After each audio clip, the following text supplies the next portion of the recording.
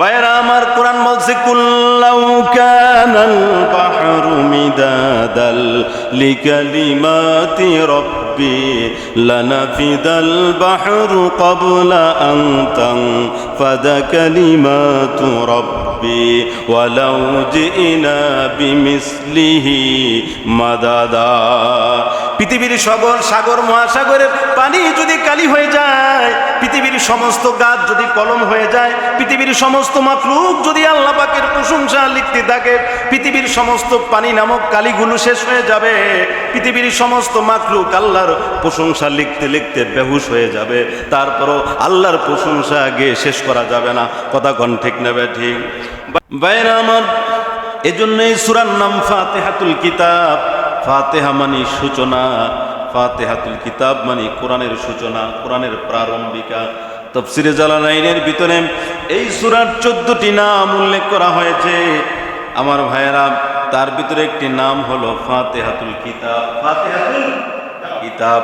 আরেকটি নাম হলো উম্মুল কিতাব, কিতাবের মূল, কিতাবের মা। যেইভাবে মক্কাকে বলা হয় উম্মুল কোরা, তামাম পৃথিবীর সকল শহর নগর গ্রাম থেকে লোকজন সেখানে একত্রিত হয়, ঠিক তো পুরা কোরআনে যা আছে আল্লাহ পাক তা সূরা ফাতিহার ভিতরে দান করেছেন। এজন্য এই ফাতিহাকে বলা হয় উম্মুল কিতাব, উম্মুল কোরআন, কোরআনের মা, কোরআনের মূল। ভাইয়েরা আমার, এই সূরার একটা নাম হলো সূরাতুর রস। রস মানে হলো মাথা। একটা মানুষের সারা শরীরের কেন্দ্র হলো তার মাথা, ঠিক পুরা কোরআন শরীফের কেন্দ্র হলো সূরাতুল ফাতিহা। এই সূরার আরেকটা নাম হলো সূরাতুল কানজ। কানজ মানে খজিনা, ধনভাণ্ডার। পুরা কোরআনে যা আছে জ্ঞান বিজ্ঞানের খনি হলো এই সূরা ফাতিহা। সুবহানাল্লাহ। আমার ভাইয়েরা, এই সূরার নাম হলো সূরাতুল ওয়াফিয়া। ওয়াফিয়া মানে পূর্ণাঙ্গ। নামাজের ভিতরে এই সূরা অংশ বিশেষ তেলাওয়াত করা যায় না আমার ভাইয়েরা। অন্য অন্য সূরা আমার খণ্ড করে অংশ বিশেষ পাঠ করা যায়, কিন্তু সূরা ফাতিহা খণ্ড করে পাঠ করা যায় না, পুরা সূরা একসাথে পড়তে হয়। এই জন্য এটার নাম হলো সূরাতুল ওয়াফিয়া, পূর্ণাঙ্গ সূরা। এই সূরার আর একটা নাম হলো আসাসুল কোরআন। আসাসুল কোরআন মানে কোরআনের ভিত্তি। এই সূরা হলো পুরা 30 পারা কোরআনের ভিত্তি। এই সূরার একটা নাম হলো সূরাতুল হামদ, প্রশংসার সূরা। এই সূরা পুরাটা হলো আল্লাহর প্রশংসায় পরিপূর্ণ। এই সূরার একটা নাম হলো সূরাতুশ শুকুর। নাম কি বলেন? সূরাতুশ শুকুর। কারণ আমরা সব সময় আল্লাহর শুকরিয়া আদায় করি, আলহামদুলিল্লাহ। এটা হলো কোরআনের সূরা ফাতিহার প্রথম শব্দ। কথা কোন ঠিক না ব্যাটিং? এই জন্য এই সূরার নাম হলো সূরাতুশ শুকুর। আমার ভাইয়েরা, এই সূরার নাম হলো সূরাতুদ দুআ। বলেন নাম কি? সূরাতুদ দুআ। কারণ এই সূরার দ্বারা আমরা আল্লাহর কাছে চাই, আল্লাহর কাছে দোয়া করি।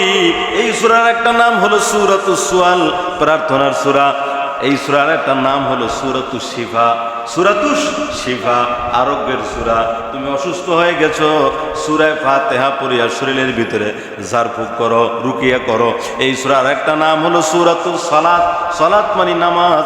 এই সূরা নামাজের ভিতরে আমাদের তেলাওয়াত করা ওয়াজিব।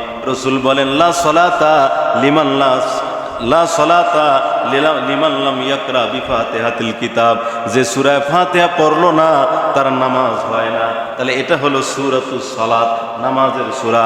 এই সূরার একটা নাম হলো সাবউল মাসানি। নাম কি জোরে কোন? ওয়ালাকাদ আতাইনা সাবআম মিনাল মাসানি ওয়াল কুরআনাল আযীম। হাবিব, আমি আপনাকে সাবে মাসানি দান করেছি। সাবে মাসানি মানে সব সময় পঠনীয়, বারবার পাঠনীয়। এই সূরা আমাদেরকে বারবার পড়তে হয়। 5 ওয়াক্ত নামাজে এই সূরাটা আমরা পড়ি 32 বার। কতবার করে? ভাইরা আমার, সূরা ফাতিহার ফজিলত যদি বলি, সূরা ফাতিহা অসুস্থ ব্যক্তির গায়ে ফু দিলে আল্লাহ তাকে ভালো করে দেয়। এজন্য এটা আপনার আমাকে বিশ্বাস রাখতে হবে। সূরা নাস, সূরা ফালাক, সূরা কুল, এই 3 কুল পরে আয়াতুল কুরসি পরে যদি ঝাড়ফুঁক করা হয়, জিনে তার কোনো ক্ষতি করতে পারবে না। কথা কোন ঠিক না ব্যাটিং? এজন্য বিশ্বাস থাকতে হবে। কি থাকতে হবে জোরে কোন? বিশ্বাস থাকতে হবে। এক সাহাবী কয়, রাসূলুল্লাহ, আমার কুয়ার পানি নিচে নেমে গেছে, পানি উঠাইতে কষ্ট হয়। নবীজি উযু করে ওই কুলির পানি যখন কুয়ার ভিতরে ছেড়ে দিলেন, পাম্প মেশিনের মতো লাফিয়ে লাফিয়ে কুয়া ভরে গেছে। সুবহানাল্লাহ। আর এক সাহাবী কয়, রাসূলুল্লাহ, আমার কুয়ার পানি লবণাক্ত হয়ে গেছে। নবীজি সুন্দর করে উযু করলেন।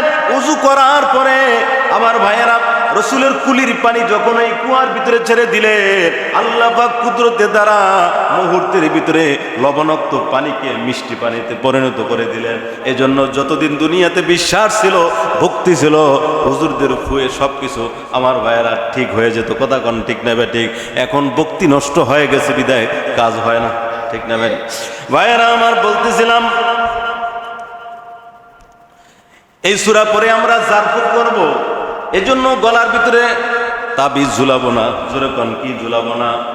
তাবিজ ঝুলানো নিষেধ।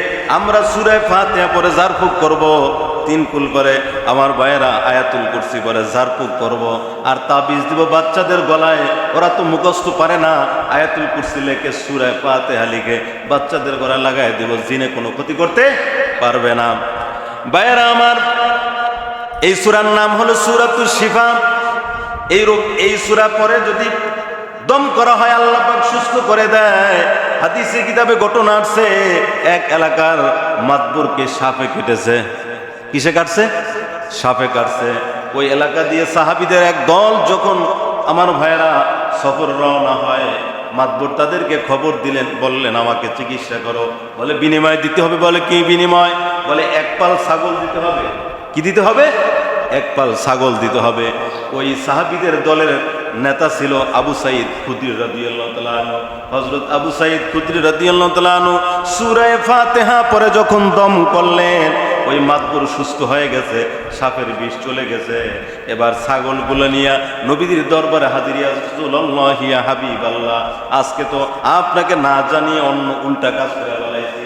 রসুল বলেন, এটা সম্পূর্ণ হালাল, তোমরা এটা বন্টন করে নাও। যদি 2-1টা বাকি থাকে এটা আমাকে দিয়ে দিও। সুবহানাল্লাহ। রসুল বলেন, সূরাতুল ফাতিহাতি শিফাআন মিন কুল্লি দাইন। সূরাতুল ফাতিহাতি শিফাআন মিন কুল্লি দাইন। সূরা ফাতিহা সকল রোগের ঔষধ। সুবহানাল্লাহ। এটা জিকির করি, লা ইলাহা ইল্লাল্লাহ।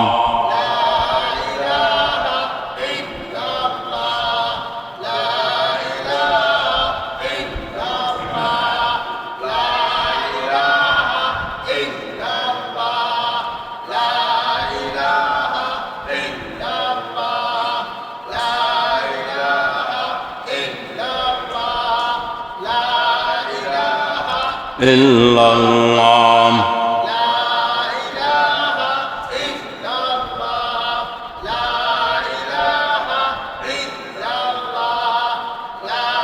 লা ইলাহা ইল্লাল্লাহ মুহাম্মাদুর রাসূলুল্লাহ। আমার ভাইয়েরা, বুজুর্গানের দিন বলেন, কোন দুরারোগ্য ব্যাধি, যে রোগের কোনো চিকিৎসা হয় না, ডাক্তার কোনো চিকিৎসা দিতে পারে না, আমার ভাইয়েরা, এরকম রোগীকে যদি 41 দিন পর্যন্ত ফজরের নামাজের সময় 40 বার সূরা ফাতিহা পরে পানিতে দম করে এই পানি যদি রোগীকে খাওয়ায় দেওয়া হয়, ওই দুরারোগ্য ব্যাধির রোগকে আল্লাহ পাক ভালো করে দিবেন, রোগীকে সুস্থ করে দিবেন। সুবহানাল্লাহ। ভাইয়েরা আমার, এজন্য এই সূরার ব্যাপারে তাফসীরে কিতাবে আসছে, এই সূরা ফাতিহা যদি কেউ একবার পাঠ করে, সে যেন সকল আসমানি কিতাব পাঠ করলো, তাওরাত, জাবুর, ইনজিল সহ সকল কিতাব যেন সে তেলাওয়াত করলো। সুবহানাল্লাহ। আমার ভাইয়েরা, এই সূরাটা আমরা প্রতিদিন 5 ওয়াক্ত নামাজে পড়ি 32 বার। জোরে বলেন কতবার? ফজরের নামাজ 4 রাকাত, যোহরের নামাজ 10 রাকাত, আসরের নামাজ 4 রাকাত, মাগরিবের নামাজ 5 রাকাত, এশারের নামাজ 9 রাকাত, এই মোট 32 রাকাত। প্রত্যেক রাকাতেই সূরা ফাতিহা পড়তে হয় কি হয় না? যে নামাজ পড়ে 5 ওয়াক্ত, সে সূরা ফাতিহা, কোরআনের সবচেয়ে দামি সূরা হলো সূরা ফাতিহা, সে সূরা ফাতিহা পড়ে 32 বার, সে আল্লাহর প্রশংসা করে 32 বার। সুবহানাল্লাহ। ভাইয়েরা আমার, এই সূরার ভিতরে আল্লাহর রব শব্দ আছে না নাই? আলহামদুলিল্লাহি রাব্বিল আলামিন। এই রব শব্দটা আমরা নামাজের ভিতরে 5 ওয়াক্ত নামাজে আমার ভাইয়েরা, রব শব্দটা বলি 320 বার, আর আল্লাহু আকবার বলি 70 বার, 72 বার। তাহলে আলহামদু সূরাটা পড়া হয় 32 বার। নামাজের ভিতরে রব শব্দ বলা হয় 320 বার। আল্লাহকে পালনকর্তা হিসেবে স্বীকৃতি দেওয়া হয়। আর আল্লাহর বরত্বের কথা আল্লাহু আকবার 5 ওয়াক্ত নামাজে বলা হয় 72 বার। আর যে নামাজ পড়ে না সে বলে কয়বার? একটু জোরে কন। আমাদের ইমান হলো ফিউজ লাইটের মতো, লাইট যেভাবে ফিউজ হয়ে গেলে এটাকে ডাস্টবিনে ফেলে দেওয়া হয়, এটা কোনো কাজে আসে না। আমাদের ইমানটা ফিউজ হয়ে গেছে, কলিজার ভিতরে ইমান নাই বিদায় ফজরের আজান শুনলে মসজিদে আসতে পারি না, 5 ওয়াক্ত নামাজ আমরা পড়তে পারি না। আর যে 5 ওয়াক্ত নামাজ পড়ে সে 320 বার রব শব্দ বলে, 72 বার আল্লাহু আকবার বলে, আর আলহামদুলিল্লাহি রাব্বিল আলামিন কোরআনের শ্রেষ্ঠ সূরা পড়ে 32 বার। সুবহানাল্লাহ। ভাইরা আমার, এই সূরা ফাতিহা 3টা অংশে বিভক্ত। জোরে বলেন কয় অংশ?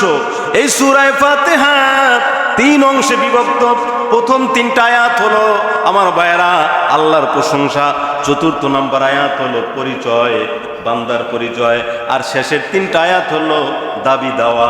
যেইভাবে কোনো এলাকায় একজন এমপি মন্ত্রী আসলে তার জন্য এলাকার লোকজন অভিনন্দন পত্র পাঠ করে, ওই অভিনন্দন পত্রের প্রথম শুরুতে থাকে আমার ভাইয়েরা নেতার প্রশংসা, এরপরে পরিচয়, এরপরে হলো দাবি দেওয়া। কথা ঠিক নেবে ঠিক, নেতার প্রশংসা করা হয়, আপনি আমাদের সংগ্রামী নেতা, এলাকার মাটি ও মানুষের নেতা, আপনার চরিত্র ফুলের মতো পবিত্র। কথাগণ ঠিক নেবে ঠিক। এইভাবে প্রশংসা করার পরে নিজেরা নিজেদের পরিচয় দেয়, আমরা ওই কলেজ বা মাদ্রাসা স্কুলের কমিটি কর্তৃপক্ষ। এরপরে আমাদের দাবি দেওয়া পেশ করা হয়, মাদ্রাসার জন্য, মসজিদের জন্য, স্কুলের জন্য বলে যে রড লাগবে, সিমেন্ট লাগবে, টিন লাগবে। কথাগণ ঠিক নেবে ঠিক। এইভাবে অভিনন্দন পত্রটা 3টা ভাগে বিভক্ত থাকে, প্রশংসা, পরিচয়, দাবি দেওয়া। সূরা ফাতিহাকে আল্লাহ পাকের প্রশংসা বান্দা কিভাবে করবে, কিভাবে নিজের পরিচয় তুলে ধরবে, কিভাবে আল্লাহর কাছে দাবি দেওয়া করবে, এই জন্য আল্লাহ পাক সূরা ফাতিহাটাকে 3টা ভাগে বিভক্ত করে আমাদেরকে প্রশংসার এবং দাবি দেওয়ার সিস্টেমটা শিখিয়ে দিয়েছেন। সুবহানাল্লাহ। ভাইয়েরা আমার, প্রশংসার প্রথম শব্দ হলো আলহামদুলিল্লাহি রাব্বিল আলামিন। সমস্ত প্রশংসা সকল জগতের সৃষ্টি জগতের রব যিনি, তার জন্য। আমার ভাইয়েরা, আলহামদু এক একটা শব্দের তাফসীর করতে গেলে অনেক সময় লেগে যাবে। আলহামদু মানে প্রশংসা। আলহামদু মানে কি বলেন?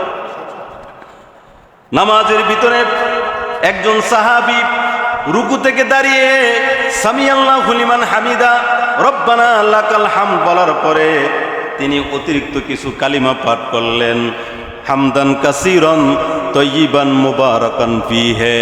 নামাজের পরে রাসূল বলেন, ও সাহাবীরা, তোমাদের ভিতরে কে আজকে নামাজে অতিরিক্ত তাসবিহ পাঠ করেছো?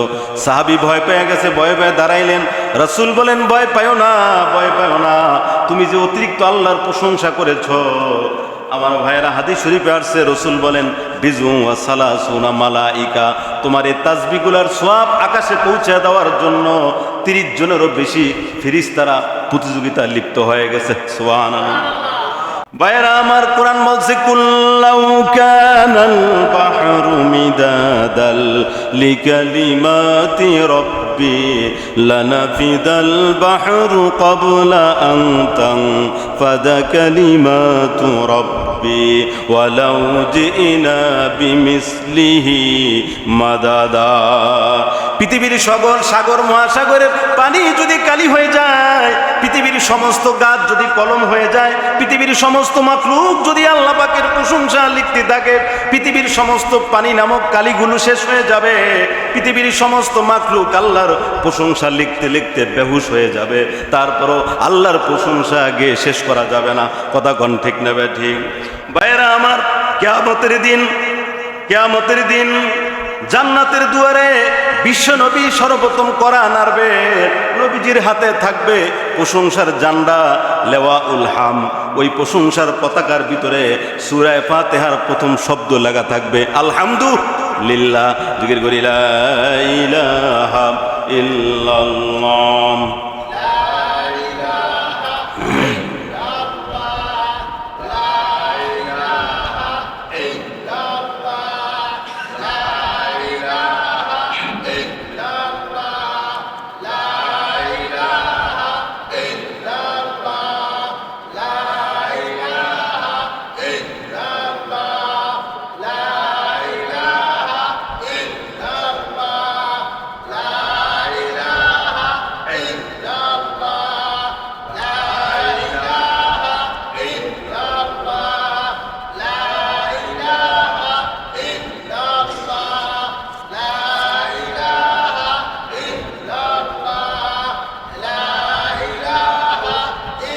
লা ইলাহা ইল্লাল্লাহ মুহাম্মাদুর রাসূলুল্লাহ।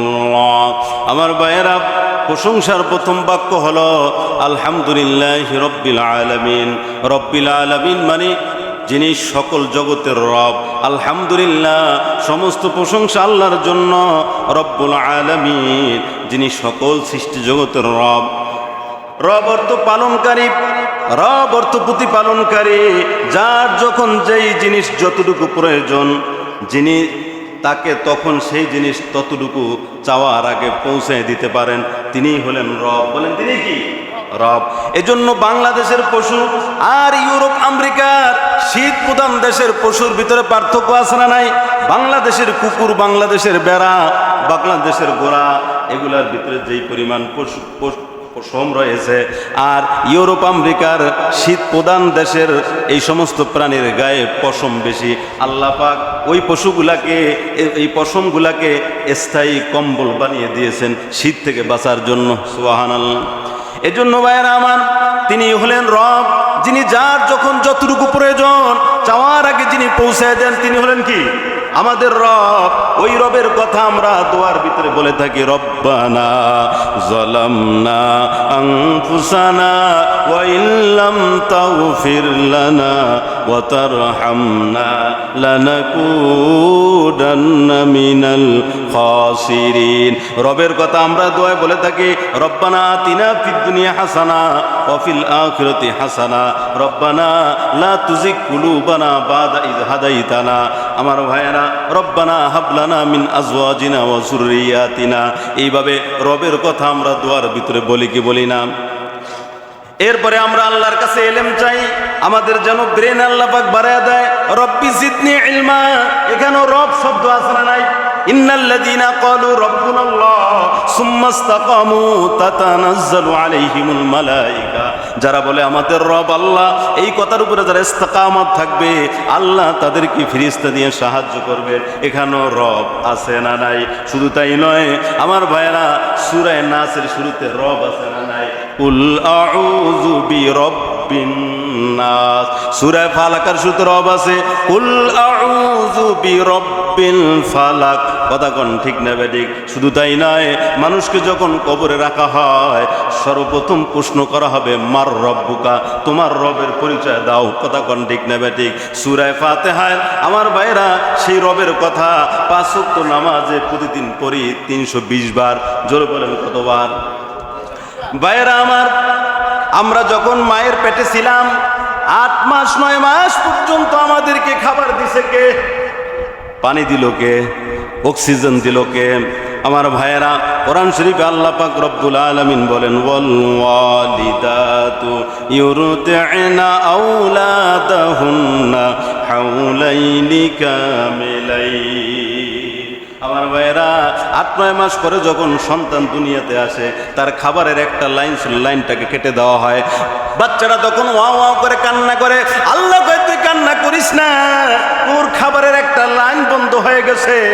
আমি আল্লাহ তোর মায়ের বুকের ভিতরে 2টা লাইন জারি করে দিলাম। জোরে কোন সুবহানাল্লাহ। আমার ভাইয়েরা, এই জন্য ডেলিভারির পরে প্রথম যে দুধটা আসে এটাকে বলা হয় শাল দুধ। আগেকার যুগে বলা হতো বাচ্চাকে এটা খাওয়া যাবে না, বাচ্চা অসুস্থ হয়ে যাবে। বর্তমান ডাক্তার বলে এই শাল দুধটা বাচ্চাকে খাওয়ায়া দাও, এটা তার জন্য অনেক রোগের সেবা হবে। সুবহান। এজন্য বড় লোকের মহিলারা, বড় লোকেরা বাচ্চাদেরকে দুধ খাওয়াইতে চায় না, শরীরের স্কিন নষ্ট হয়ে যাবে। কি নষ্ট হয়ে যাবে? স্কিন নষ্ট হয়ে যাবে। এই জন্য ডানো খাওয়ায় আমার ভাইয়েরা, হরলিক্স খাওয়ায়, আরো দুধের নাম আছে না, ল্যাকটোজিন খাওয়ায়। দুধ খাওয়ানোর সুযোগ হয় না, এই জন্য দুধ খাওয়ায় না। বিদায় আল্লাহ কয়, ওয়াল ওয়ালিদাতু ইউরদি'না আওলাদাহুন্না হাওলাইনি কামিলাইন। মা যেন সন্তানকে, কোরআন বলছে পূর্ণ 2 বছর দুধ পান করায়। মা যখন আমার ভাইয়েরা সন্তানকে বুকে নেয় না, দুধ খাওয়ায় না, সন্তানের সাথে মায়ের সম্পর্ক হয় না। এই জন্য বড় হওয়ার পরে এই সন্তান মাকে নিয়ে বৃদ্ধাশ্রমে ঢুকায়। কথা কোন ঠিক না ঠিক? ভাইয়েরা আমার, এবার সন্তান যখন 1 বছর হয়ে গেল, এখন খাবার খেতে হবে। জোরে কোন ঠিক নেবে ঠিক? দুধ খাওয়ার জন্য তো দাঁত লাগে না, এখন মাছ খেতে হবে, গোশত খেতে হবে, হাড্ডি খেতে হবে। 1-2 বছর হইলে বাচ্চারা খাবার খায় কি খায় না? ওই সময় কি আপনি আমি আল্লাহর কাছে দাঁত চাইছি? এই চাওয়ার আগেই যিনি দিয়ে দিলেন, আল্লাহ পাক কত সুন্দর মজবুত দাঁত দিয়ে দিলেন, তিনি হলেন রব। আলহামদুলিল্লাহি রব্বিল আলামিন। এই রবের কথা আমরা সূরা ফাতিহার ভিতরে 5 ওয়াক্ত নামাজে টোটাল রবের কথা আমরা বলি 320 বার। আল্লাহ আমাদের প্রতিপালনকারী, আল্লাহ আমাদের লালনকারী। অথচ এরপরে আমরা আবার বাবার মাজারে গিয়ে আব্বা আমারে সন্তান দেন। কথা বলেন ঠিক না? নামাজে বললাম যে আপনি আমাদের রব, আপনি আমাদের পালনকারী, আপনি আমাদের সব। তো নামাজের পরে বাহিরে গিয়া নেতার পায়ের উপর পা দিয়ে হাত দিয়ে নেতা আপনি ছাড়া উপায় নাই, আপনি ছাড়া উপায় নাই, বাঁচান আমার বাঁচান। আর মাজারে গিয়া সন্তান চায়। তো নামাজে কি বললেন আর বাহিরে গিয়ে কি বললেন? কথা কোন ঠিক নেবেন ভাইয়েরা আমার। এরপরে শব্দ হলো আলামিন। আলামিন মানে সকল জগৎ, রব্বুল আলামিন মানে যিনি সকল জগতের রব। আমার আল্লাহ উদ্ভিদ জগতের রব, আমার আল্লাহ প্রাণী জগতের রব, আমার আল্লাহ সাগর জগতের রব, আমার আল্লাহ মহাকাশ জগতের রব, আমার আল্লাহ সৌর জগতের রব, আমার আল্লাহ অদৃশ্য জগতের রব। আমার ভাইয়েরা, সেই রবের কথা আমরা বলি আলহামদুলিল্লাহি রব্বিল আলামিন। আলামিনের রব, আলামিন মানে সকল জগতের রব। তার শক্তি কি, তার পাওয়ার কি? তাফসীরের কিতাবে আসছে কাখরদালাতিন সাবাআতিন, কাখরদালাতিন সাবাআতিন, 7টা সরিষার দানা একজন মানুষের সামনে যত তুচ্ছ মনে হয়, 7 আসমান আর 7 জমিন, এই কুল কায়নাত আল্লাহ পাকের সামনে 7টা সরিষার দানার মতো তুচ্ছ। জোরে কার আল্লাহু আকবার। শুধু তাই নয়, নবীজি বলেন কাহালকাতিন মুলকাতিন বিআরদি ফালাত, একটা মরুভূমির ভিতরে, মাঠের ভিতরে যদি একটা আংটি ছুঁড়ে দেওয়া হয়, এই আংটিটা যেভাবে হারিয়ে যায়, আংটিটাকে খুঁজে পাওয়া যায় না। আল্লাহর আরশ সিংহাসনের সামনে 7 আসমান জমিন একটা আংটির মতো। 7 আসমান জমিন যদি আল্লাহর সিংহাসনের সামনে রাখা হয়, এটাকে খুঁজে পাওয়া যাবে না, হারিয়ে যাবে। সুবহানাল্লাহ। তিনি হলেন রব্বুল আলামিন। জিকির করি লা ইলাহা ইল্লাল্লাহ।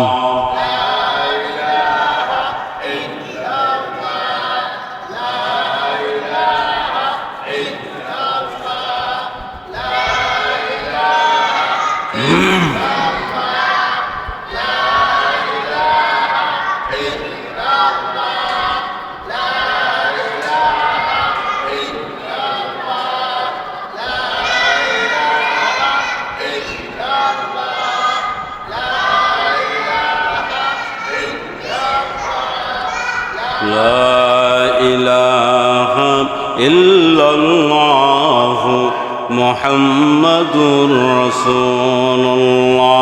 আমার ভাইয়েরা, আমি বলছিলাম সূরা ফাতিহাকে 3টা ভাবে বিভক্ত করা হয়। প্রথম 3 আয়াত হলো আল্লাহর প্রশংসা, এরপরে 4র্থ আয়াত হলো বান্দার পরিচয়, এরপরে 3 আয়াত হলো আমাদের দাবি দেওয়া। কথা কোন ঠিক না ঠিক?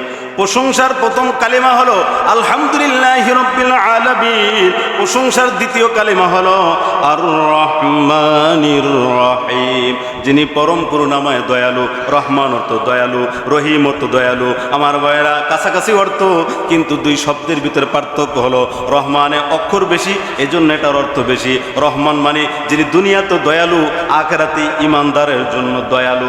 দুনিয়াতে আমার ভাইয়েরা, ইমানদাররা যেই নদীর মাছ খায়, বেঈমানরাও সেই নদীর মাছ খায়। ইমানদাররা যেই গাছের ফল খায়, বেঈমানরাও সেই গাছের ফল খায়। দুনিয়াতে আল্লাহ সবার জন্য দয়ালু। কথা কোন ঠিক না ঠিক? আর আখিরাতে আল্লাহ রহমান হবেন, দয়ালু হবেন শুধুমাত্র ইমানদারের জন্য। আর রহিম যে দয়ালু, এ রহিম ফিল আখিরা, এই দয়া শুধুমাত্র আখিরাতে ইমানদারের জন্য খাস। ভাইয়েরা আমার, হাদিস শরীফে আসছে, হাদিসে কুদসি আসছে ওয়া রাহমাতি ওয়াসিয়াত কুল্লা শাই। আল্লাহ বলেন আমার রহমত সব কিছুকে বেষ্টন করে আছে। আল্লাহ পাক 100 ভাগের রহমত এবং মায়ার 1 ভাগ দুনিয়াতে ছেড়ে দিয়েছেন।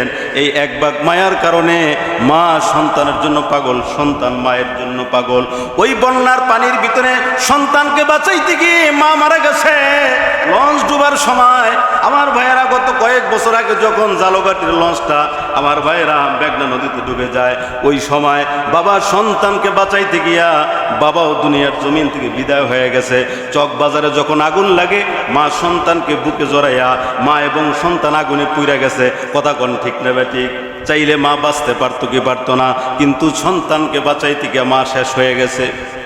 100 ভাগের 1 ভাগ রহমতের জন্য এই দুনিয়া এত এত ভালোবাসার সিনেমা, এত ভালোবাসার গান, এত ভালোবাসার নাটক, এত কিচ্ছা কাহিনী, আর যার কাছে 99 ভাগ রহমত আসে, ভালোবাসা আসে, সেই ভালোবাসার পরিমাণ কত?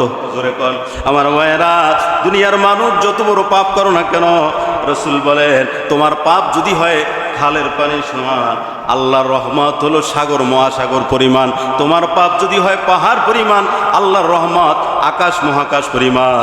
এজন্য তুমি সুদ খেয়েছো, ঘুষ খেয়েছো, জেনাবা বিচার করেছো, চুরি ডাকাতি করেছো, নাফরমানি করেছো, এরপর তুমি নিরাশ হয়েও না। আমি রবের দরবারে হাত উঠাও, তোমার চোখের পানি গালে নামার আগে আমি আল্লাহ তোমার জিন্দেগির গুনাহ মাফ করে দিব।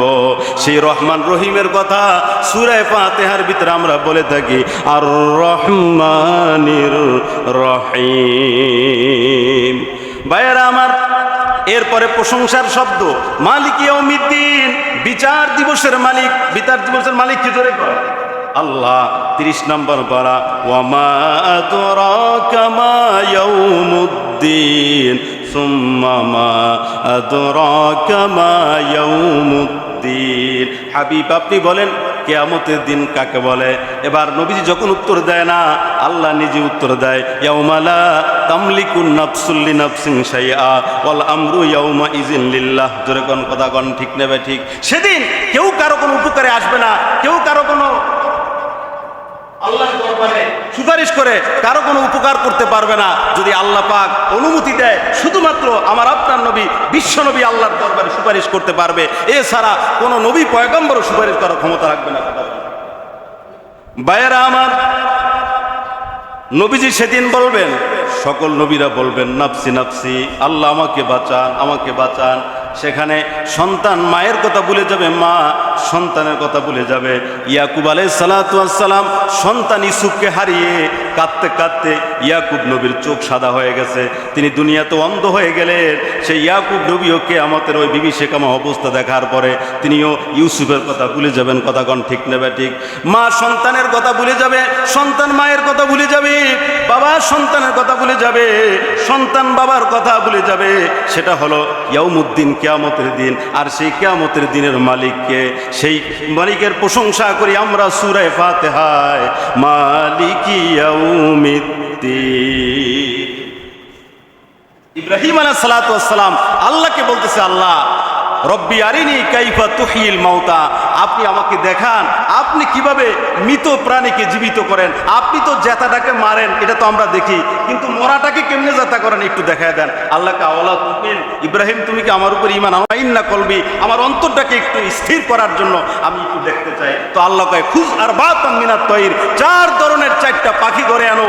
ইব্রাহিম আলাইহিস সালাতু ওয়াস সালাম 4 ধরনের 4টা পাখি ধরে আনলেন। আল্লাহকে এগুলাকে জবাই করো, বস্তুগুলাকে টুকরা টুকরা করো, তাই করলেন। এবার বলেন, এবার এগুলাকে একত্রিত করো, একত্রিত করার পরে এই বস্তুগুলাকে 4 পাহাড়ে রেখে আসো। এরপরে তোমার নির্দিষ্ট পাখির নাম বলে ডাক দাও। ইব্রাহিম যখন কবুতর বলে ডাক দেয়, শালিক বলে ডাক দেয়, ময়না বলে ডাক দেয়, ডাক দেওয়ার সাথে সাথে কারেন্টের সুইচের মতো বস্তুগুলা ঠাস ঠাস করে একত্রিত হয়, পাখি হয়, ইব্রাহিমের সামনে হাজির হয়ে যায়। সুবহানাল্লাহ। সূরা বাকারা কোরআন শরীফের ভিতরে ঘটনা আছে। আল্লাহ বুঝিয়ে দিলেন, এই মৃত পাখিকে আমি যেভাবে জিন্দা করেছি, পৃথিবী ধ্বংস হওয়ার পরে সমস্ত মানুষকে কবর থেকে আমি আল্লাহ হিসাবের জন্য আমার সামনে হাজির করব। তিনি হলেন মালিক ইয়াউমিদ্দিন। কথা কোন ঠিক?